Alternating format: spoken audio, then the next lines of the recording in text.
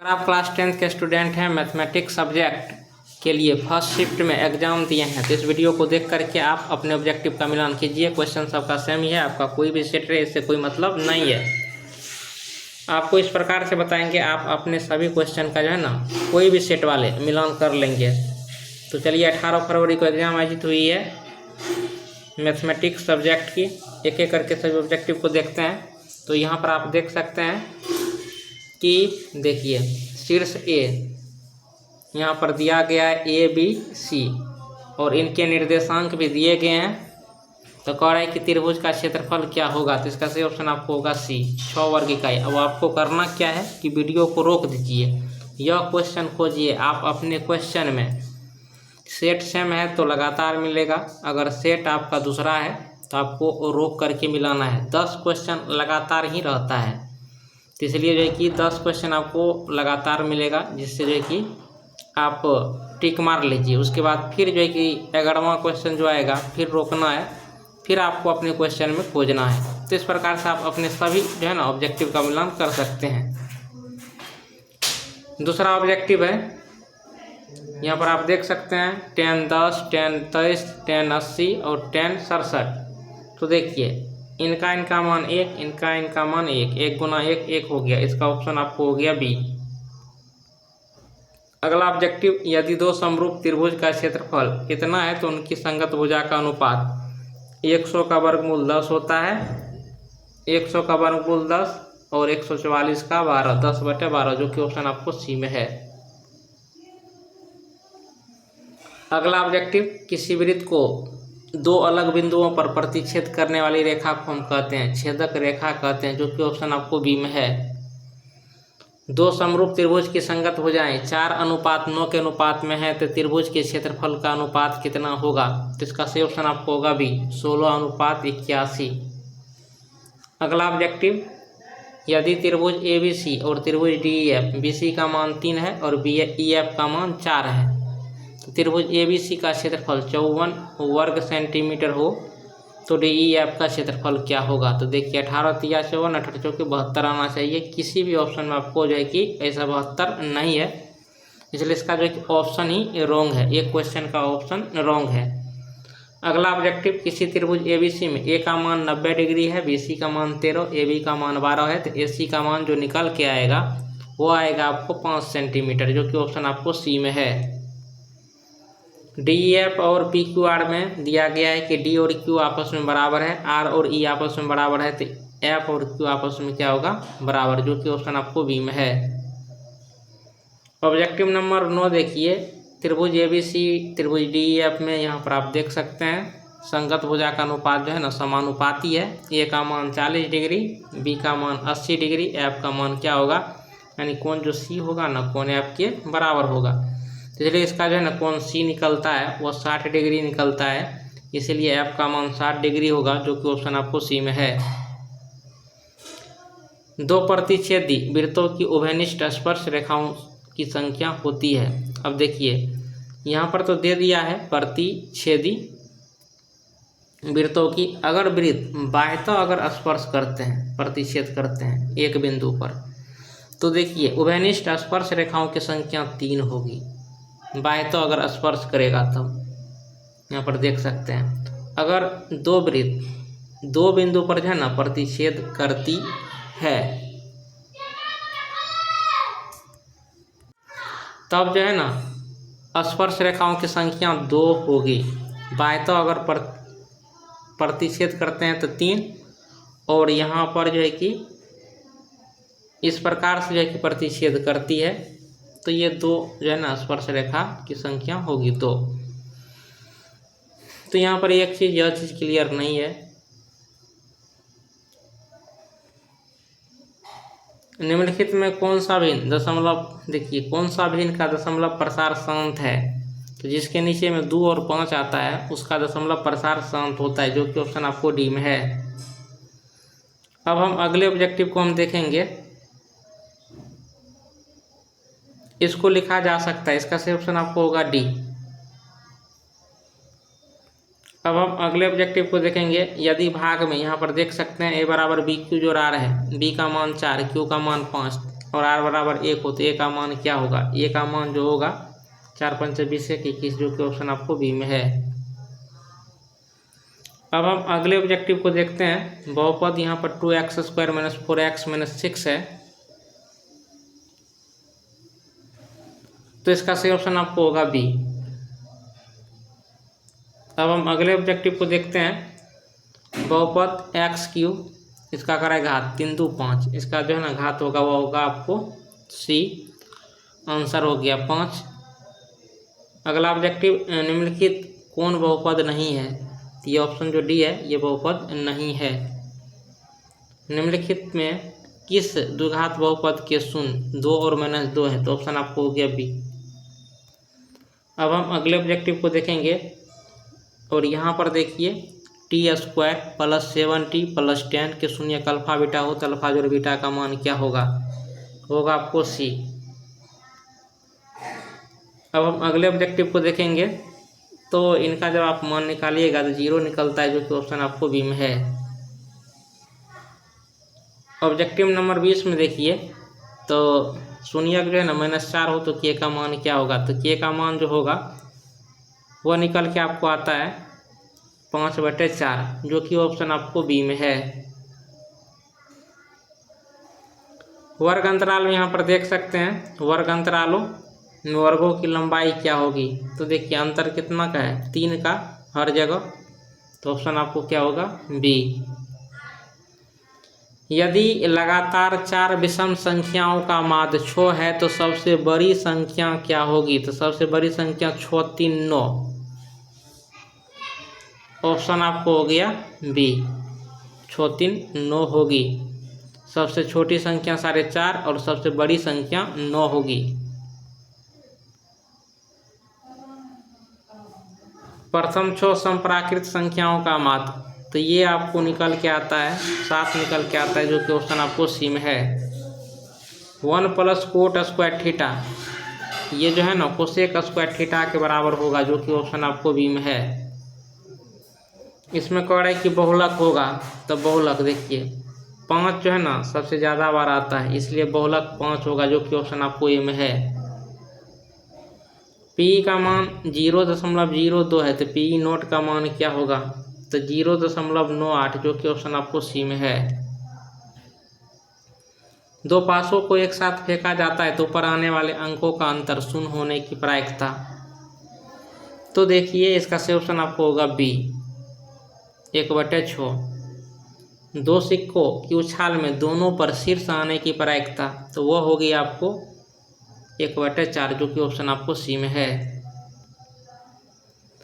एक वर्ष में एक महीना यदृच्छया चुना जाता है तो जून या सितंबर होने की प्रायिकता 2/12, यानी 2 छाके 12, ऑप्शन आपको हो गया सी 1/6। आंसर 1/6।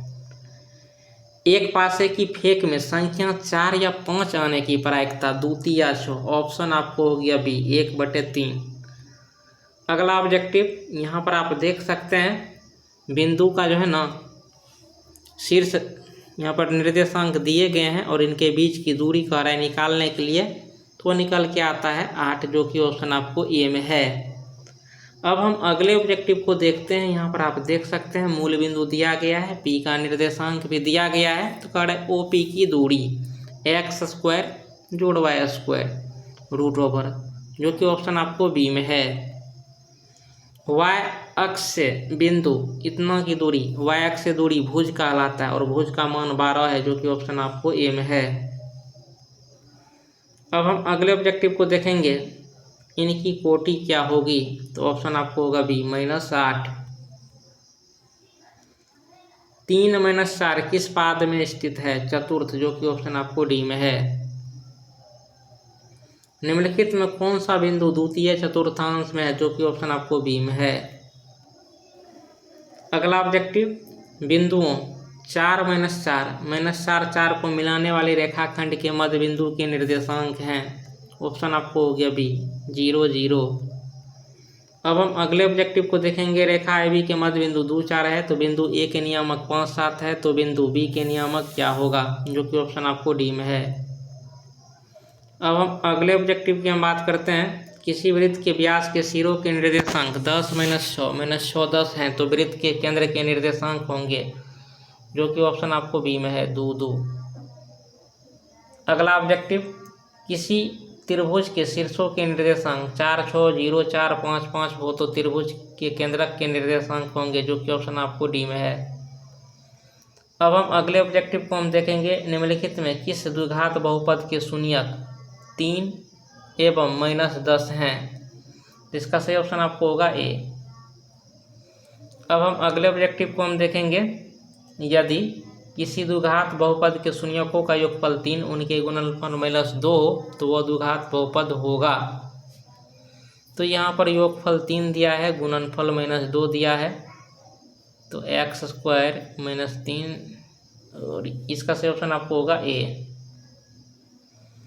अब हम अगले ऑब्जेक्टिव को देखेंगे, यहाँ पर px का मान दिया है तो कह रहा है कि भाग दिया जाता है तो भागफल की घात, यहाँ पर पावर 1 है, यहाँ पावर 4 है, 3 होगी, जो कि ऑप्शन आपको बी में है। और इनके जो है ना कितने हल होंगे, सोल्व करने के बाद जो है ना अनगिनत हल होता है, जो कि ऑप्शन आपको सी में है। 2 रेखिक समीकरणों के लेखाचित्र यदि समांतर हो तो हलों की संख्या होगी। समांतर में कोई हल नहीं होता है, ऐसा ऑप्शन है ही नहीं, इसलिए इसका सही ऑप्शन आपको होगा डी में से कोई नहीं। एक रेखिक समीकरण के युग्म आपको दिए गए हैं, ये करे क्या होगा, तो ये संगत होगा, जो कि ऑप्शन आपको ए में है। अब हम अगले ऑब्जेक्टिव को देखेंगे, द्विघात समीकरण यहाँ पर दी गई है तो α² जोड़ β² का मान क्या होगा, तो ये निकल के आता है 13/9, जो कि ऑप्शन आपको ए में है। अब हम अगले ऑब्जेक्टिव को देखेंगे, द्विघात समीकरण यहाँ पर दिया गया है, एक मूल 2 हो तो p का मान क्या होगा, तो p का मान -6 निकल के आता है, जो कि ऑप्शन आपको सी में है। अब हम अगले ऑब्जेक्टिव को देखेंगे, द्विघात समीकरण यहाँ पर आप देख सकते हैं, एक मूल इतना है, दूसरा मूल क्या होगा, तो दूसरा मूल जो निकल के आता है इसका सही ऑप्शन आपको होगा बी, 2 मान निकल के आता है।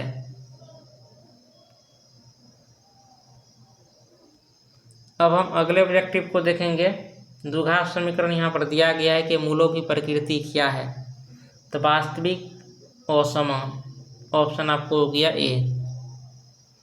के किस मान के लिए द्विघात समीकरण के मूल वास्तविक एवं समान है, तो ऑप्शन आपको हो गया सी 9। अगला ऑब्जेक्टिव, यदि बहुपद px का एक शून्यक 2 हो तो निम्नलिखित में px का एक गुणनखंड क्या होगा, x - 2, जो कि ऑप्शन आपको ए में है। यदि बहुपद यहाँ पर दिया गया है अल्फा बीटा हो तो अल्फा इंटू बीटा का मान क्या होगा, c/a, यानी c का मान b है, a का मान c है, b/c, जो कि ऑप्शन आपको सी में है। अब हम अगले ऑब्जेक्टिव को देखेंगे, निम्नलिखित में कौन द्विघात समीकरण है, तो ये आपको द्विघात समीकरण है, जो कि ऑप्शन आपको बी में है। अब हम अगले ऑब्जेक्टिव को देखेंगे, निम्नलिखित में कौन द्विघात समीकरण नहीं है, तो ये द्विघात समीकरण नहीं है, जो कि ऑप्शन आपको डी में है। अगला ऑब्जेक्टिव यहाँ पर दिया गया है का विवेचक होगा, इसका विवेचक होगा आपको ए, जो कि ऑप्शन आपको ए में है। अगला ऑब्जेक्टिव, निम्नलिखित में कौन बिंदु x = 2 के लेखाचित्र पर हैं, इनमें से सभी, ऑप्शन आपको हो गया डी।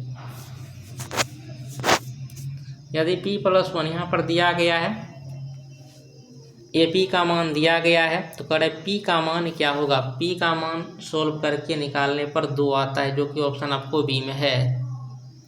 इनका कह रहे कि सार्व अंतर क्या होगा, तो सार्व अंतर इनका 4 है, जो कि ऑप्शन आपको सी में है।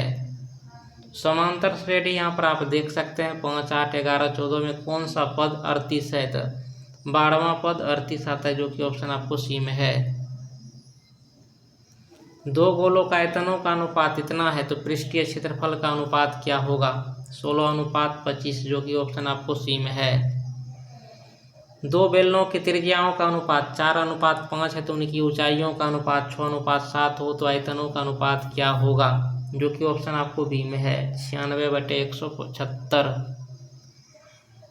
r त्रिज्या वाले अर्धगोले का संपूर्ण पृष्ठ क्या है, तो ये तो फॉर्मूला ही है, जो कि ऑप्शन आपको सी में है, 3πr²। यदि किसी शंकु के वक्र पृष्ठ का क्षेत्रफल 880 सेंटीमीटर स्क्वायर है, त्रिज्या 14 सेंटीमीटर हो, तो इसकी तिर्यक ऊंचाई क्या होगी? इसका सही ऑप्शन आपको होगा बी, 20 सेंटीमीटर। यदि किसी घन के विकर्ण की लंबाई 2√3 सेंटीमीटर हो, तो कोण की लंबाई 2 सेंटीमीटर होगी, जो कि ऑप्शन आपको ए में है।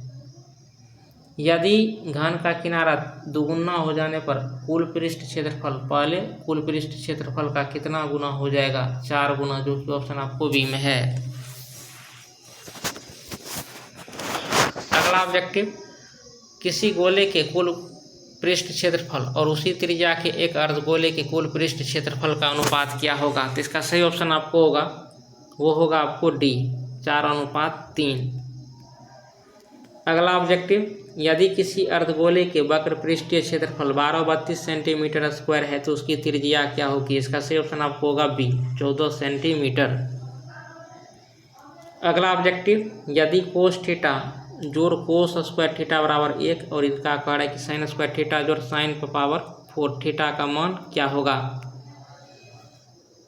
तो आप देखिए, इसका सही ऑप्शन आपको होगा बी, एक मान निकल के आता है।